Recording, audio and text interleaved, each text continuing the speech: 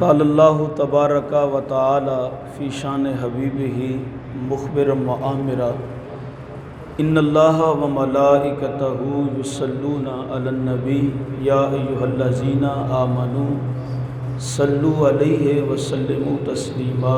محبت سے درود پاک پڑھ لیں۔ الصلاۃ والسلام علیک یا سیدی یا رسول اللہ وعلی آلک و اصحابک یا سیدی یا حبیب اللہ۔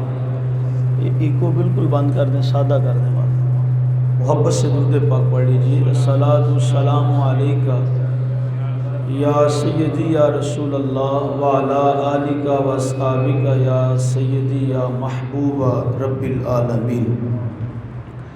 تمام حمد و ثنا، تعریف و توصیف اللہ تعالی جل مجدہ الکریم کی ذات بابرکات کے لیے، جو خالق کائنات بھی ہے اور مالک شش جہات بھی۔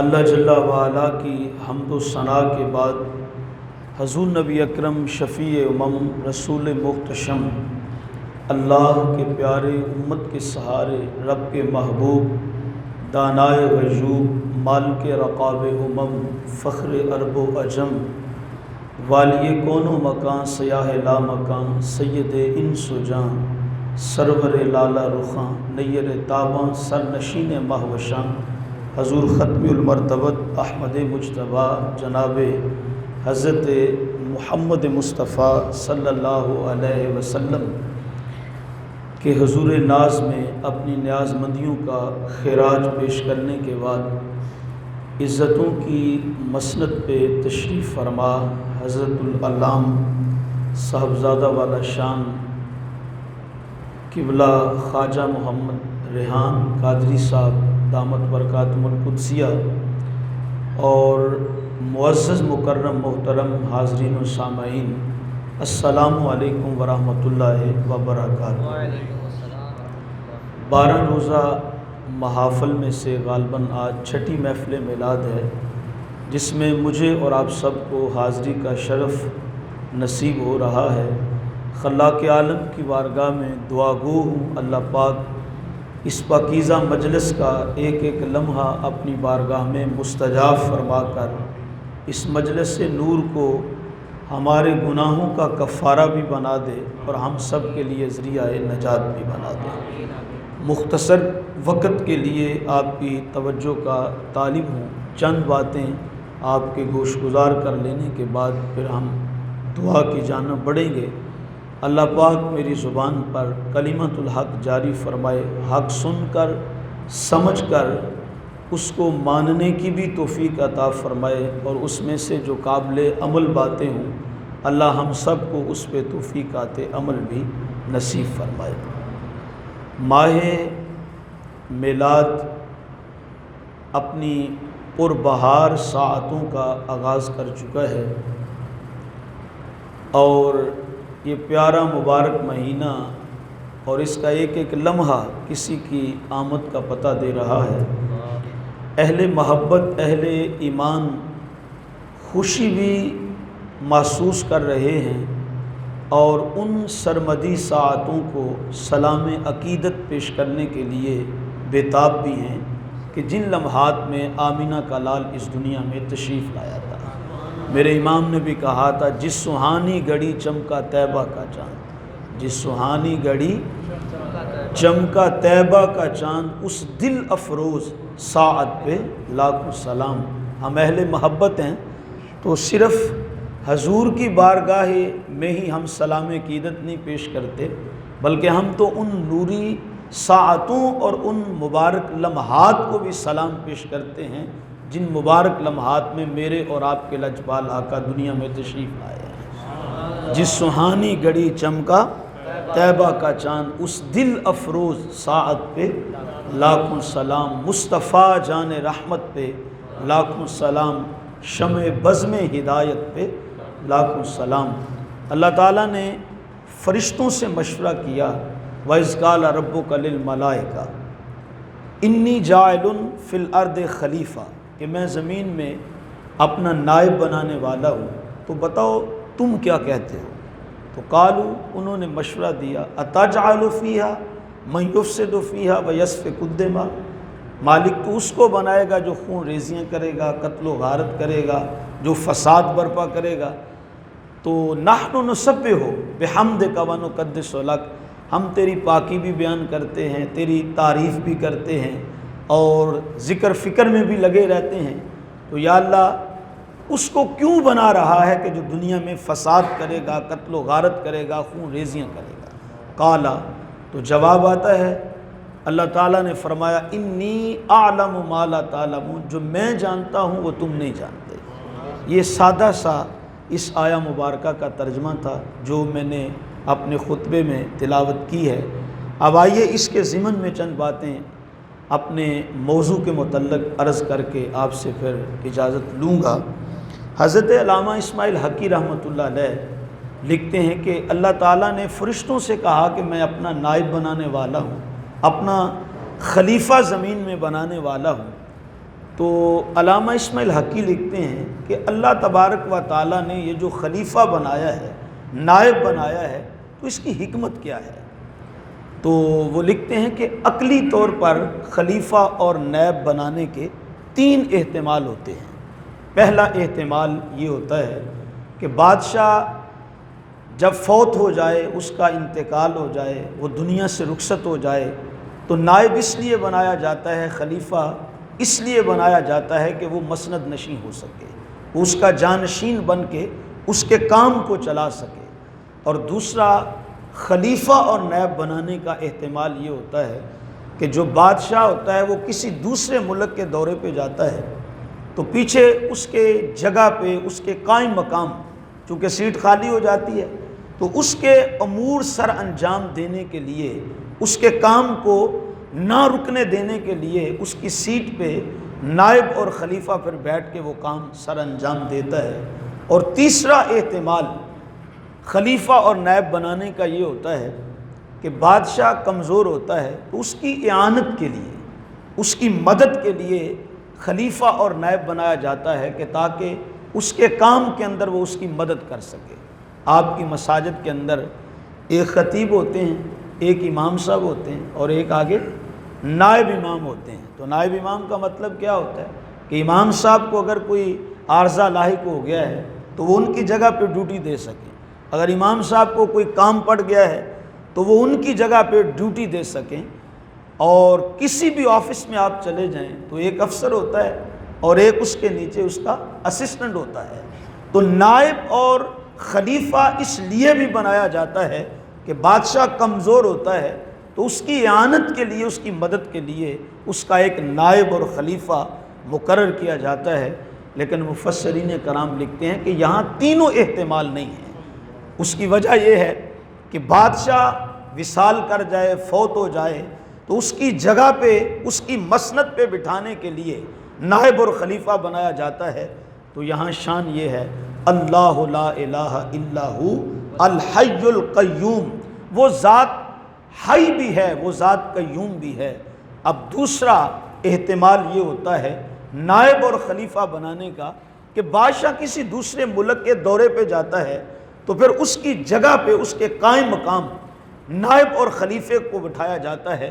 تو یہاں یہ بھی احتمال نہیں ہے، اس لیے کہ کوئی دوسرا ملک ہے ہی نہیں۔ لہو ملک السماوات والارض، آسمان و زمین کی بادشاہت کس کے لیے ہے؟ اللہ کے لیے ہے۔ تو جب یہاں کوئی دوسرا ملک ہی نہیں ہے تو پھر دورہ کاہے کا؟ تو تیسرا احتمال بھی نہیں ہے، اس لیے کہ بادشاہ کمزور ہو تو اس کی اعانت کے لیے، اس کی مدد کے لیے اس کا نائب اور خلیفہ بنایا جاتا ہے۔ جبکہ رب کی شان یہ ہے، اذا ارادہ شیئا ان یقول لہ کن فیکون، وہ فرماتا ہے جب میں کسی چیز کے بنانے کا ارادہ کرتا ہوں تو فقط کن کہتا ہوں، فیکون وہ چیز مارز وجود میں آ جاتی ہے۔ ویسے حضرات مفسرین کرام نے لکھا ہے کہ یہ اللہ تعالیٰ نے بندوں کو سمجھانے کے لیے فرمایا ہے کہ جب میں کسی چیز کے بنانے کا ارادہ کرتا ہوں تو اس کو کہتا ہوں کن ہو جا، فیکون پس وہ چیز ہو جاتی ہے۔ یہ بندوں کو سمجھانے کے لیے کہا ہے، فرمایا ہے، وگرنہ وہ امر کن کا بھی محتاج نہیں ہے، وہ ذات امر کن کی بھی محتاج نہیں ہے، وہ علی کل شیء قدیر ہے، فعال لما یرید ہے۔ جو چاہتا ہے وہی ہوتا ہے، وہ امر کن کا بھی محتاج نہیں، وہ خیال ہی کر لے تو بڑی سے بڑی چیز مارز وجود میں آ جاتی ہے۔ اب اگلی بات یہ ہے کہ جب یہ تینوں احتمال یہاں پہ نہیں ہیں تو پھر اللہ تعالیٰ نے نائب بنایا کیوں ہے، اللہ تعالیٰ نے خلیفہ بنایا کیوں ہے؟ اس کی بے شمار حکمتیں مفسرین کرام نے لکھی ہیں، لیکن ایک ان میں سے آپ کی سماعتوں کی نظر کر رہا ہوں۔ مفسرین کرام لکھتے ہیں اللہ تعالیٰ نے نائب اور خلیفہ اس لیے بنایا ہے کہ اللہ تعالیٰ بندوں کو فیض دینا چاہتا تھا، بندوں کو فیض دینا چاہتا تھا، اور بندے مولا سے فیض لینا چاہتے تھے، لیکن جہاں فیض لینا اور دینا ہوتا ہے وہاں پہ مناسبت کا ہونا ضروری ہوتا ہے۔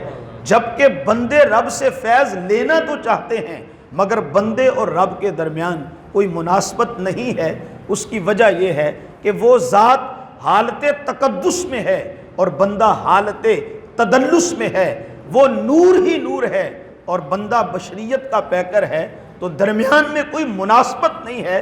اور جب تک مناسبت نہ ہو فیض لینے والے میں، فیض دینے والے میں، تو فیض ڈلیور نہیں ہو سکتا، فیض منتقل نہیں ہو سکتا۔ سادے لفظوں میں ایک مثال سے بات کو سمجھانا چاہتا ہوں۔ یہ سامنے دیوار ہے، آپ اس کے سامنے کھڑے ہو کے آپ کہیں کہ مجھے 1000 روپیہ دے دے تو یہ دیوار آپ کو دے گی؟ آپ 1 گھنٹہ کھڑے ہو کے مانگتے رہیں، آپ ایک پورا دن کھڑا ہو کے مانگتے رہیں، آپ پورا ہفتہ اگلے ہفتے تک اس دیوار کے سامنے کھڑے ہو کے 1000 روپیہ مانگتے رہیں تو کیا یہ دیوار آپ کو 1000 روپیہ دے گی؟ کبھی بھی نہیں دے گی۔ اس کی وجہ یہ ہے کہ مناسبت نہیں ہے، اس لیے کہ دیوار ذی حیات نہیں ہے اور مانگنے والا انسان ہے، وہ ذی حیات بھی ہے، ذی روح بھی ہے، وہ جامد ہے، وہ جاندار نہیں ہے، لیکن انسان ذی حیات ہے، ذی روح ہے، ذی شعور ہے۔ دیوار میں شعور نہیں ہے، اس میں زندگی بھی نہیں ہے، تو فیض لینے اور دینے والے میں چونکہ مناسبت نہیں ہے تو اس لیے دیوار بندے کو فیض دے نہیں سکتی۔ جہاں فیض دیا جاتا ہے اور فیض لیا جاتا ہے وہاں پہ مناسبت کا ہونا ضروری ہوتا ہے۔ اب اللہ اپنے بندوں کو فیض دینا چاہتا ہے اور بندے رب سے فیض لینا چاہتے ہیں، لیکن بندے رب سے فیض تو لینا چاہتے ہیں لیکن بندے اور رب کے درمیان کوئی مناسبت نہیں ہے، اس لیے کہ وہ نور ہی نور ہے، وہ سراپا نور ہے اور بندہ بشر ہے، تو یہ فیض لے نہیں سکتا۔ اب اللہ تبارک و تعالیٰ نے فیض دینا بھی تھا، اب کیا کیا؟ اللہ تعالیٰ نے ایک اپنا نائب مقرر کیا، ایک اپنا خلیفہ مقرر کیا جس کی 2 حیثیتیں رکھیں، ایک حیثیت نور والی بنا دی، ایک حیثیت بشر والی بنا دی۔ نور اس لیے بنایا کہ رب سے فیض لے سکے، بشر اس لیے بنایا اللہ کے بندوں میں فیض تقسیم فرما سکے۔ نور نہ ہوتے تو رب سے فیض نہ لے سکتے، اور اگر بشر نہ ہوتے تو بندوں کو فیض ڈلیور اس کا فیض نہ کر سکتے۔ اس لیے اللہ تعالیٰ نے اپنے محبوب کو بھی نور بنایا، بشر بنایا۔ نور اس لیے بنایا ہے کہ فیض رب سے لے سکے، اور بشر اس لیے بنایا ہے کہ رب کا فیض امت میں تقسیم فرما سکے۔ حضور کے حدیث پاک بھی حضور نے فرمایا واللہ یوتی وانا قاسم، حضور نے فرمایا اللہ مجھے عطا کرتا ہے اور میں اس کی دی ہوئی نعمتیں آگے اس کے بندوں میں تقسیم کرتا ہوں۔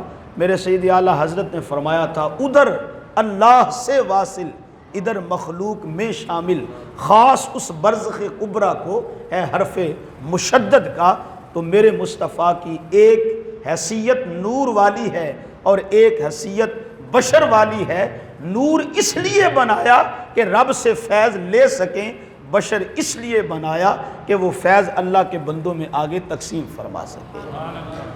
ایک حدیث پاک سنیے گا اس کی تائید میں، حضرت سیدنا فاروق اعظم رضی اللہ تعالی عنہ سے حدیث مروی ہے اور معروف حدیث ہے، آپ نے علماء سے 20 مرتبہ سنی ہوگی۔ حضرت فاروق اعظم کہتے ہیں کہ حضور کی مجلس لگی تھی تو سرکار کی بارگاہ میں ہم سارے صحابہ حاضر تھے، تو ایک اجنبی شخص آتا ہے اور اس کے بال سیاہ ہیں اور چٹے رنگ کے اس نے کپڑے پہنے ہوئے ہیں، سفید لباس میں ملبوس ہے اور سیاہ اس کے بال ہیں۔ تو وہ بندہ جب آیا تو فاروق اعظم رضی اللہ تعالیٰ عنہ بیان کرتے ہیں کہ اس کے آنے سے اور اس کے جسم کے تر و تازگی سے معلوم ہوتا تھا جس طرح پچھلی گلی سے آیا ہے، لیکن وہ بندہ اجنبی تھا، پہلے ہم نے کبھی اس کو دیکھا بھی نہیں تھا۔ میں بڑا حیران ہوا کہ بندہ اجنبی ہے لیکن یہ مسافر لگتا بھی نہیں ہے، اس کے کپڑے بھی بڑے صاف ہیں اور اس کے چہرے پہ کوئی سفر کے آثار بھی نہیں ہیں، لیکن خیر کہتے ہیں کہ وہ جب آیا تو حضور کی بارگاہ میں کس انداز میں بیٹھا، رکبتہ ہے الی رکبتہ، وہ اس طرح حضور کے سامنے گھٹنے ٹیک کے بیٹھا جس طرح آپ تشہد کی حالت میں بیٹھتے ہیں۔ تو فاروق اعظم کہتے ہیں وہ ادب کے ساتھ حضور کی بارگاہ میں آ کے بیٹھ گیا اور آ کے اس نے سوال کیا مل ایمان، حضور ایمان کیا ہے؟ حضور نے اس کا جواب دیا، اس نے آگے سے تصدیق کی۔ پھر پوچھتا ہے مل اسلام، اسلام کیا ہے؟ حضور نے اس کا جواب دیا اور وہ ساتھ تصدیق بھی کرتا ہے، سوال بھی کرتا ہے۔ پھر پوچھا کہ احسان کیا ہے؟ حضور نے اس کا جواب دیا، اس نے آگے سے تصدیق کی۔ قیامت کے متعلق کچھ پوچھا، قیامت کی علامات کے متعلق پوچھا، جو وہ پوچھتا ہے سرکار بتاتے جاتے ہیں اور وہ خود تصدیق کرتا جاتا ہے۔ فاروق اعظم کہتے ہیں مجھے بڑا تعجب ہوا، بڑا عجیب انسان ہے، خود ہی سوال کرتا ہے اور خود ہی بعد میں تصدیق بھی کرتا ہے۔ اگر اس کو علم ہے تو پھر سوال کیوں کرتا ہے، اور اگر سوال کیا ہے تو پھر تصدیق کیوں کر رہا ہے؟ تو اس کا تصدیق کرنا بتاتا ہے کہ یہ اس کو جانتا ہے، اور اگر جانتا ہے تو پھر سوال کیوں کر رہا ہے۔ خیر حضرت فاروق اعظم کہتے ہیں کہ میرے دل میں کھٹکا تھا کہ بڑا عجیب بندہ ہے، خود ہی سوال کرتا ہے، خود ہی تصدیق کرتا ہے۔ کہتے ہیں جب وہ شخص اٹھ کے چلا گیا تو حضور نے فرمایا اتدری یا عمر، عمر جانتا ہے تو یہ بندہ کون تھا؟ یہاں آپ کی اگر توجہ ہو، بڑا مشکل کام ہوتا ہے، ہم بھی ساری رات سفر میں ہوتے ہیں تو صبح صبح بولنا مشکل ہوتا ہے لیکن سننا اس سے بھی زیادہ مشکل ہوتا ہے۔ تو آج کل تھوڑا گرمیوں کے بھی دن ہیں، تو گرمیوں کے موسم میں ویسے ہی اس وقت بڑی نیند کا غلبہ ہوتا ہے، پھر ماشاءاللہ موسم بھی بڑا سہانا ہے، لیکن بہرحال نیند سے ذرا بیدار ہوئیے گا اور توجہ ذرا میری طرف کیجئے گا۔ حضور کی بارگاہ میں دیگر صحابہ بھی حاضر خدمت ہیں، لیکن میرے محبوب نے حضرت فاروق اعظم کو مخاطبہ کیوں کیا؟ حضور نے حضرت ابو بکر صدیق بھی بیٹھے ہیں، حضرت مولا کائنات بھی ہیں، حضرت عثمان ذی النورین بھی ہیں، دیگر صحابہ بھی حاضر خدمت ہیں، لیکن میرے آقا نے یہ نہیں فرمایا ابو بکر جانتا ہے یہ بندہ کون تھا، عثمان جانتا ہے یہ بندہ کون تھا، علی جانتا ہے یہ بندہ کون تھا، کسی اور کو میرے حضور نے مخاطب نہیں کیا۔ حضور نے فرمایا اتدری یا عمر، عمر تو جانتا ہے یہ بندہ کون تھا؟ میرے آقا نے حضرت عمر کو مخاطبہ کر کے حقیقت میں بتا دیا ہے کہ کھٹکا کسی اور کے دل میں نہیں ہوا، وہ میرے عمر کے دل میں ہوا ہے۔ حضور نے عمر کو مخاطب کر کے یہ بتا دیا تھا، عمر جو تیرے دل میں بات کھٹک رہی ہے تیرا نبی اس سے بھی باخبر ہے، تیرا نبی اس سے بھی کیا ہے؟ باخبر ہے۔ شرم آنی چاہیے جو کہتے ہیں دیوار کے پیچھے کی خبر نہیں رکھتے، دیوار کے پیچھے کی خبر نہیں رکھتے۔ بندہ مٹ جائے نہ آقا پہ وہ بندہ کیا ہے، بندہ مٹ جائے نہ آقا پہ وہ بندہ کیا ہے، بے خبر ہو جو غلاموں سے وہ آقا کیا ہے۔ خدا کی قسم وہ تو بند لبوں کی بولیاں بھی سمجھتے بھی ہیں اور سنتے بھی ہیں۔ تو حضرت عمر کہتے ہیں حضور نے مجھ سے پوچھا عمر جانتا ہے یہ بندہ کون تھا؟ تو میں نے عرض کی واللہ ورسولہ عالم۔ اچھا ویسے یہ صحابہ کا سٹائل تھا، انہیں کسی بات کا علم بھی ہوتا نا تو حضور کی بارگاہ میں وہ زبان درازی نہیں کیا کرتے تھے۔ آج شاگرد استاد کے پاس بیٹھا ہو تو ادب یہ ہے کہ وہ خاموش بیٹھے، اگر بیٹا باپ کے پاس بیٹھا ہو تو ادب یہ ہے کہ بیٹا خاموش ہو کے بیٹھے، اگر مرید شیخ کی بارگاہ میں بیٹھا ہو تو شیخ کی بارگاہ کا ادب یہ ہے کہ وہ مرید خاموشی کے ساتھ بیٹھے، وہ اپنے آپ کو نہ سنائے بلکہ پیر کی سنے۔ تو میرے محبوب کے صحابہ کمال ادب والے تھے۔ حضور نے پوچھا عمر جانتا ہے یہ بندہ کون تھا؟ تو عرض کی واللہ ورسولہ عالم، اللہ جانے، اللہ کا پیارا رسول جانے، حضور آپ بتا دیں یہ کون تھا؟ تو سرکار نے فرمایا عمر یہ جبریل تھا۔ عمر یہ کون تھا؟ جبریل تھا۔ حضور یہ کدھر آئے تھے؟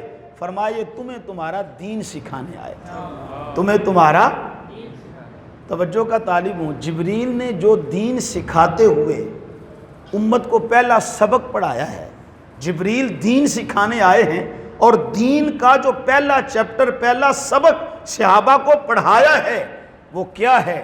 اسلام کا، ایمان کا، احسان کا سوال بعد میں کیا ہے۔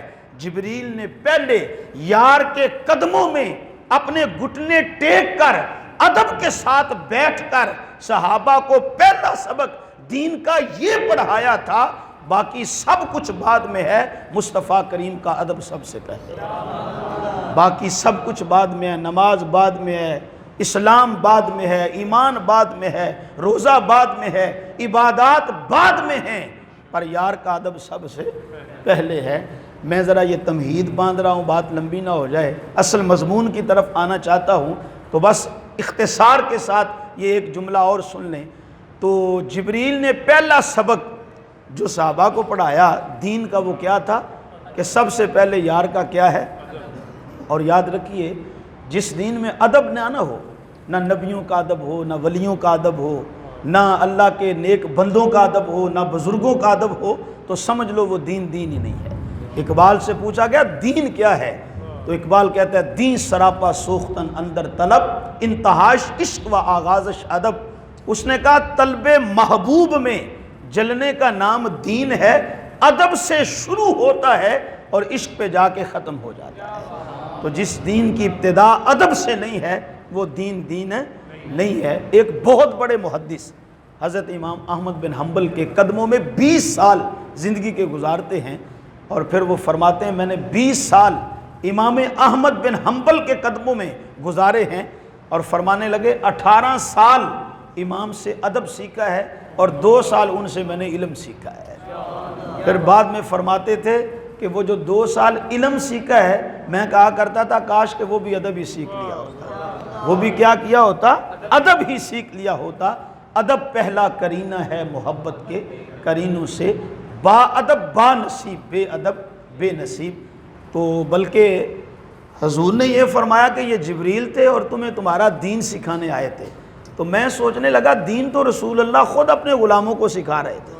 اب دیکھو نا، ایک بچہ پی ایچ ڈی ڈاکٹر ہو بندہ، اور پی ایچ ڈی ڈگری اس کے پاس ہو، اس لیول کا بندہ ہو، تو ایک سٹوڈنٹ اس کے پاس ٹیوشن پڑھتا ہو، اس کا ٹیوٹر جو ہے وہ پی ایچ ڈی ہو، اور ایک میٹرک پاس اس کو جا کے کہے ابھی میں بھی تجھے سبق پڑھا دیتا ہوں، تو وہ کہے گا جناب میرا ٹیوٹر جو ہے وہ پی ایچ ڈی ہے اور آپ میٹرک پاس ہیں، تو میں ایک پی ایچ ڈی بندے کو چھوڑ کر آپ سے کیسے سبق پڑھوں؟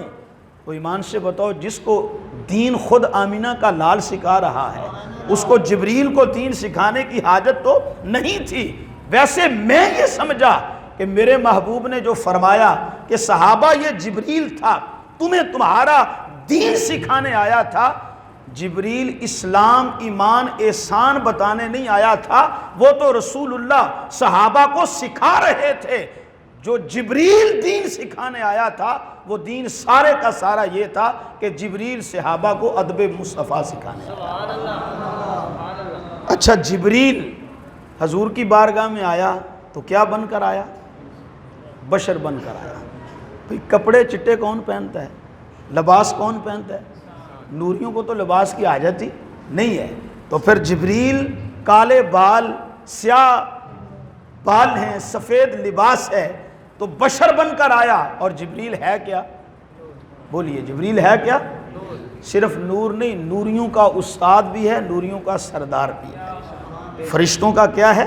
سردار ہے۔ اور فرشتے کی تعریف کی ہے جسم نورانی یتشکل باشکال مختلفۃ لا یذکر ولا یؤنث، وہ ایک نوری لطیف جسم ہوتا ہے، یہ فرشتے کی تعریف ہے، اور مختلف شکلیں بدلنے کی ان میں جو ہے وہ وسعت اور طاقت ہوتی ہے، اور ان میں مذکر اور مؤنث نہیں ہوتے ہیں۔ تو فرشتہ نور ہے، اور پھر جبریل فرشتوں کا بھی کیا ہے؟ سردار ہے۔ توجہ کا طالب ہوں، جب جبریل نور ہے اور حضور کے قدموں میں جب حضور کے غلاموں کو دین سکھانے آیا ہے تو پھر نور بن کے نہیں، پھر بشر بن کر آیا ہے۔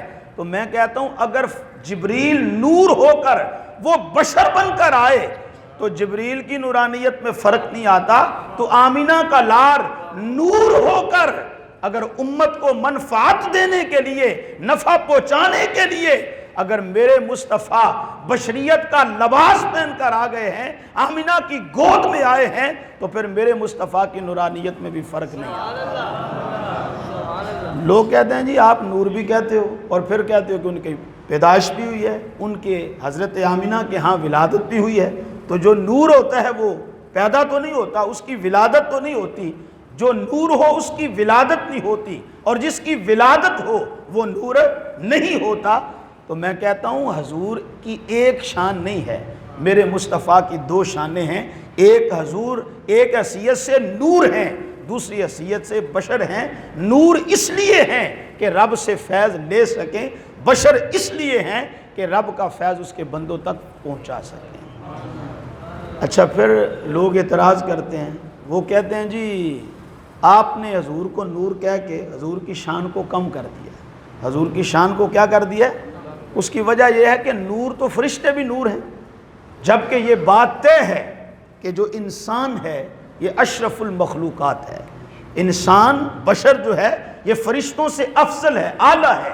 اقبال نے کہا تھا فرشتہ کہنے سے میری توقیر گھٹتی ہے، فرشتہ کہنے سے میری توقیر گھٹتی ہے، میں مسجود ملائک ہوں مجھے انسان ہی رہنے دو۔ تو انسان کی شان فرشتے سے کہیں زیادہ ہے، اور یہ بشر انسان جو ہے یہ فرشتے سے کہیں زیادہ مقام رکھتا ہے۔ تو وہ کہتے ہیں کہ جب آپ نے حضور کو نور کہہ دیا تو گویا نوری تو فرشتے بھی ہیں، حضور کی شان کو کم کر دیا۔ ہم کہتے ہیں یہ بتاؤ کہ خدا نور ہے یا نہیں ہے؟ وہ تو ہے ہی سراپا نور، خدا تو ہے ہی سراپا نور ہے۔ تو پھر خدا بھی نور، فرشتے بھی نور، اس کا مطلب پھر رب کی شان بھی کم ہو گئی؟ نہیں، خدا بھی نور ہے، فرشتے بھی نور ہیں، مگر فرشتوں کا نور اور ہے، خدا کا نور اور ہے۔ فرشتے بھی نور ہیں، میرے مصطفیٰ بھی نور ہیں، فرشتوں کا نور اور ہے، کملی والے آقا کا نور اور ہے۔ حضور کا نور کیا ہے؟ معراج کی رات آتی ہے تو جبریل جب حضور کے ہمراہ تھا، سدرہ کا مقام آیا تو جبریل آگے نہیں بڑھ رہا۔ حضور نے فرمایا جبریل آگے نہیں جاتے، لو دنو تو ان ملتن لہ ترک، تو عرض کی یا رسول اللہ انگلی کے پورے کے برابر بھی آگے بڑھا تو جل جاؤں گا، خاکستر ہو جاؤں گا۔ حضور نے فرمایا پھر جہاں تیرا نور جلتا ہے وہاں اپنی نوری شان کے ساتھ نہیں بلکہ بشریت والی شان کے ساتھ میں آگے جا رہا۔ تو ایمان سے بتاؤ جس محبوب کی بشریت اتنی اعلیٰ ہے اس مصطفیٰ کی نورانیت کتنی اعلیٰ ہو۔ ابھی قبلہ حافظ عدنان صاحب وہ نعت پڑھ رہے تھے اور حضرت حلیمہ سعدیہ کا ذکر کر رہے تھے، اور میں کہا کرتا ہوں کہ اگر حضور کے میلاد کی محفل ہو اور حضور کی دائی اماں حلیمہ کا ذکر نہ ہو تو میلاد کی محفل سجتی نہیں ہے۔ میلاد کی محفل حضرت اماں حلیمہ سے پوچھئے، وہ کہتی ہیں میں جب حضور کو لے کے اپنے گھر گئی تو باقاعدہ میرے قبیلے کی عورتوں نے مجھے تانا دیا اور اعتراض کیا کہ حلیمہ کون سا تیرے ہاتھ خزانہ لگ گیا ہے؟ بڑے بڑے امیر لوگ بھی راتوں کو جب سوتے ہیں رات کو تو اپنے دیے بجھا کے سوتے ہیں، لیکن ہم دیکھتی ہیں کہ ساری رات تیری کچی کلی سے نور کی شعائیں نکلتی رہتی ہیں۔ تو ایک دن پھر حضرت حلیمہ سعدیہ نے ان ساری عورتوں کو جمع کیا اور اپنے گھر میں لائی، اور حضور اماں حلیمہ کے صحن میں بھنگوڑے میں آرام فرما ہیں، حضور پنگوڑے میں کھیل رہے ہیں۔ تو حضرت اماں سعدیہ حلیمہ سعدیہ نے آ کر حضور کی جانب اشارہ کیا اور فرمایا تم کہتی تھی نا کون سا تیرے ہاتھ خزانہ لگ گیا ہے کہ ساری رات تیرے گھر سے نور نکلتا رہتا ہے، تیرا دیا جلتا رہتا ہے۔ اماں حلیمہ نے حضور کی جانب اشارہ کیا اور کہا ما کننا نحتاج الی السراج من یوم اخذنا ہو، فرمایا جب سے یہ پیارا مصطفیٰ میرے گھر میں آیا ہے میں نے تو گھر کے سارے دیے ہی توڑ دیے۔ دیے کی ضرورت نہ مشعل کی حاجت، دیے کی ضرورت نہ مشعل کی حاجت، عجب روشنی تو نے پائی حلیمہ، بڑی تو نے توقیر پائی حلیمہ، بنی تو محمد کی دائی حلیمہ۔ حضور نبی کریم صلی اللہ علیہ وسلم نور بھی ہیں سرکار، بشر بھی ہیں، لیکن یاد رکھیے گا میرے مصطفیٰ کی نورانیت جیسی کسی کی نورانیت بھی نہیں ہے، اور میرے کملی والے آقا کی بشریت جیسی کائنات میں کسی کی بشریت بھی نہیں ہے۔ حضور کی دونوں شانیں ایسی اللہ تعالیٰ نے عطا فرمائی ہیں کہ جو بے مثل ہیں اور بے مثال ہیں۔ حضور کی نورانیت بھی بے مثال ہے، اور میرے مصطفیٰ کریم علیہ السلام کی بشریت جو ہے وہ بھی بے مثل اور بے مثال ہے۔ بلکہ یہی حضرت علیمہ سعدیہ ان کی بیٹی شیمہ ہے، اور جب یہ حضور ان کے گھر تشریف لے گئے، ایام رضاعت کی بات ہے، تو بنو سعد قبیلے کے اندر جب خواتین کھانا پکانے لگتی تو بہنیں اپنے ویروں کو اٹھا کر، وہاں ایک میدان تھا وہاں لے آتی، اور پھر جب وہ ساری اپنے ویروں کو اٹھا کر اپنے بھائیوں کو اٹھا کر لاتی، سب اکٹھی ہو جاتی، تو ان کے اندر ایک مناظرہ، ایک بحث چھڑ پڑتی۔ کوئی کہتی میرا ویر سونا ہے، کوئی کہتی میرا ویر سونا ہے، کوئی کہتی دیکھو میرے ویر کا جو ہے وہ ناک کتنا تکھا ہے، کوئی کہتی کہ میرے ویر کی آنکھیں دیکھو کتنی نشیلی ہیں، کتنی پیاری ہیں۔ اب ان عورتوں کے درمیان اپنے بھائیوں کے اندر مناظرہ ہو رہا ہوتا، بحث مباحثہ ہو رہا ہوتا، تو اتنے میں حضرت شیمہ اپنے ویر محمد کو اٹھا کے تشریف لے آتی۔ جب حضرت محمد مصطفیٰ صلی اللہ علیہ وسلم کو لے کر حضرت شیمہ آتی تو پھر سیرت نگاروں نے لکھا سب بہنوں کے سر ان کے جھک جاتے اور سب اعتراف کرتی، شیمہ ہمارے ویر بھی سونے ہیں پر تیرے محمد ویر کا کوئی جواب ہی نہیں۔ نعرہ تکبیر، اللہ، نعرہ رسالت، عظمت و شان مصطفیٰ، محفل میلاد مصطفیٰ۔ تو فرماتی ہیں ہمارے ویر بھی سونے ہیں پر شیمہ تیرے ویر کا تو جواب ہی نہیں ہے۔ تو پھر سیرت نگاروں نے لکھا حضرت شیمہ کا سر فخر سے بلند ہو جاتا، اور پھر وہ دعا کرتی اللہم ابق لنا محمدا حتی اراہ یافیم و امردا، یا اللہ جس طرح آج بچپن میں یہ میرا ویر بچوں کا سردار بنا ہوا ہے، وہ وقت بھی مجھے دکھانا ایک زمانہ آئے کہ میرا ویر بڑوں کا بھی سردار بنا۔ پھر میرے آقا نے اپنے محبوب کو وہ حسن دیا، وہ جمال دیا، وہ کمال دیا، خدا کی قسم جس کی نظر میرے محبوب کے چہرے پہ پڑتی تھی اس کے لبوں پہ کلمہ جاری ہو جاتا تھا۔ حضور جب ہجرت فرما کے مکہ سے مدینہ تشریف لائے تو یہودیوں کا بہت بڑا عالم عبداللہ بن سلام جو بعد میں مسلمان ہوئے رضی اللہ تعالی عنہ، تو روایت میں آتا ہے کہ انہوں نے یہودیوں نے ان کو مناظرے کے لیے تیار کیا ہوا تھا، اور انہوں نے بھی بہت سارے سوالات تیار کیے ہوئے تھے کہ میں حضور سے مناظرہ کروں گا۔ اب جب سرکار تشریف لا رہے تھے، عبداللہ بن سلام کی پہلی نظر جب حضور کے والضحیٰ والے مکھڑے پہ پڑی، عبداللہ بن سلام کے لبوں پہ کلمہ جاری ہو گیا۔ تو جو یہودی تھے انہوں نے کہا کہ عبداللہ بن سلام نہ کوئی سوال کیا ہے، نہ کوئی مناظرہ، نہ کوئی بحث مباحثہ، نہ کوئی مجادلہ، چلو کوئی مناظرہ کرتا، سوالات ہوتے، پھر تو ہارتا تو ہم کہتے چلو اس نے کوشش تو کی ہے لیکن ابھی تو سوال کیا ہی نہیں ہے، اور تجھے ہوا کیا ہے کہ تو نے ان کو دیکھتے ہی ان کا کلمہ پڑھ لیا۔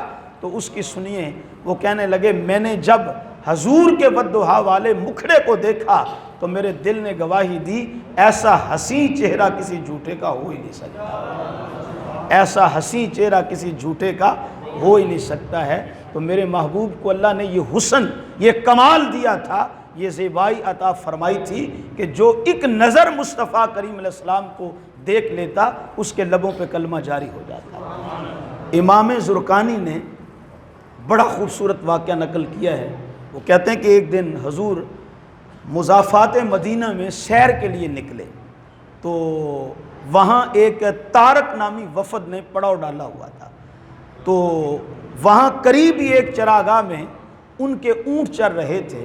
تو سرکار سیر کرتے کرتے جب وہاں پہنچے تو سرکار کی نظر جب اونٹوں پہ پڑی تو ایک ان میں بڑا خوبصورت اونٹ تھا سرخ رنگ کا، تو وہ میرے محبوب کو پسند آ گیا۔ میرے قبلہ فرمایا کرتے ہیں یہ اونٹ کا نصیب ہے کہ محبوب کو پسند آ گیا۔ حضور نے قبیلے والوں سے فرمایا کہ یہ اونٹ بیچتے ہو؟ اچھا انہوں نے بیچنا تھا یا نہیں بیچنا تھا؟ جب حضور نے فرمایا تو انہوں نے کہا جی ہاں جی بیچتے ہیں۔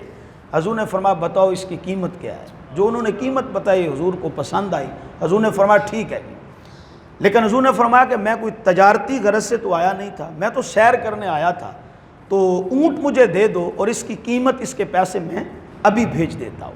اچھا، انہوں نے اونٹ کی نکیل حضور کے ہاتھ میں تھما دی، حضور اونٹ کی نکیل پکڑ کے چل دیے۔ حضور جب جاتے تو وہ پیچھے دیکھتے رہے، جب حضور نگاہوں سے اوجھل ہو گئے، اب انہوں نے اپنے دل پہ ہاتھ رکھا اور سکتے سے جب باہر آئے تو ایک دوسرے سے کہنے لگے کہ یار وہ ہم سے اونٹ ہتھیا کے لے گیا ہے اور ہم نے اس کا ایڈریس بھی نہیں پوچھا، پتہ بھی نہیں پوچھا۔ اور جب بحث مباحثہ ان کے درمیان چھڑا تو ایک نے دوسرے سے پوچھا کہ یار تو ہی پتہ پوچھ لیتا۔ اس نے کہا میں پتہ کیا پوچھتا، میں تو جب وہ بولتا تھا نا پیارا، اس کے منہ سے پھول جھڑتے تھے، میں تو یہ منظر ہی دیکھتا رہ گیا۔ دوسرے سے کہا تو ہی ایڈریس پوچھ لیتا، چونکہ نگد تو نہیں بیچا، ادھار بیچا ہے، جب سودا ادھار بیچیں اس کو یا لکھتے ہیں یا اگر بندہ جاننے والا نہ ہو اس کا ایڈریس پوچھتے ہیں، تو ہی پوچھ لیتا۔ تو دوسرے نے کہا کیا بتاؤں، میری بھی حقیقت یہ ہے کہ میں تو اس محبوب کی زلفوں کے پیچ و خم میں ہی کھویا رہا۔ تیسرے سے کہا تو ہی ایڈریس پوچھ لیتا، تو وہ کہنے لگا میں تو اس کی مست اور نشیلی آنکھوں میں ڈوب گیا۔ اچھا، یہ باتیں ہو رہی تھی، انہوں نے کہا اچھا پھر وہ اونٹ ہمارا ہتھیا کے لے گیا ہے۔ جب یہ باتیں ہوئیں تو اتنے میں جو سردار قبیلے کا تھا اس کی بیوی یہ باتیں سن رہی تھی، اس نے پردے کو سرکایا اور ان سے مخاطبہ کیا اور کہنے لگی خبردار، یہ بات کوئی نہ کرے کہ وہ اونٹ ہتھیا کے لے گیا ہے۔ فرمایا خبردار، انا ضامنۃ لسامان جملکم، فرمایا اگر اس نے پیسے نہ دیے تو میں ضامنہ ہوں، اس کی قیمت میں خود ادا کر۔ اچھا، ان کی جان میں جان آئی اور انہوں نے کہا اچھا اس کا مطلب ہے تو اسے جانتی ہے؟ تو کہا واللہ میں بھی نہیں جانتی، واللہ میں بھی نہیں جانتی۔ تو کہا پھر تو ضامن کیوں بنتی ہے؟ تو سنیے گا، اس سردار قبیلہ کی بیوی کہنے لگی کہ جب تم اس پیارے سے باتیں کر رہے تھے تو میں پردہ سرکا کے پردے خیمے کی اوٹ میں اس کا چہرہ دیکھ رہی تھی۔ خدا کی قسم، جن کا چہرہ اتنا حسین ہوتا ہے وہ کبھی جھوٹے ہو ہی نہیں سکتے۔ اچھا، یہ باتیں چل رہی تھی تو اتنے میں حضور کا ایک قاصد آ گیا، تو قیمت لے کے آ گیا۔ اس نے آ کے کہا جی حضور تم سے اونٹ لے کر گئے؟ انہوں نے کہا جی ہم سے لے گئے۔ کہا پہلے یہ تمہاری ضیافت کے لیے حضور نے کھجوریں بھیجی ہیں، یہ قبول کرو۔ اس کے بعد پھر وہ قیمت دی، کہا یہ تمہارے اونٹ کی قیمت ہے، تو جو تم نے اونٹ بیچا ہے۔ انہوں نے کہا قیمت بعد میں لیں گے، صرف اونٹ نہیں بیچا، ہم تو خود بھی بک گئے، ہم تو خود بھی بک گئے ہیں، یہ بتا جلدی جلدی کہ وہ پیارا رہتا کہاں ہے۔ تو حضور کے غلام نے، صحابی نے کہا وہ جو سامنے کھجوروں کا جھنڈ ہے وہی میرے محمد کا ڈیرا ہے، وہ بھی میرے مصطفیٰ کا وہی کیا ہے، ڈیرا ہے۔ اب وہ سارے کا سارا قبیلہ اٹھا، حضور کے قدموں میں آیا اور حضور کا کلمہ پڑھ کے حضور کا غلام بن گیا۔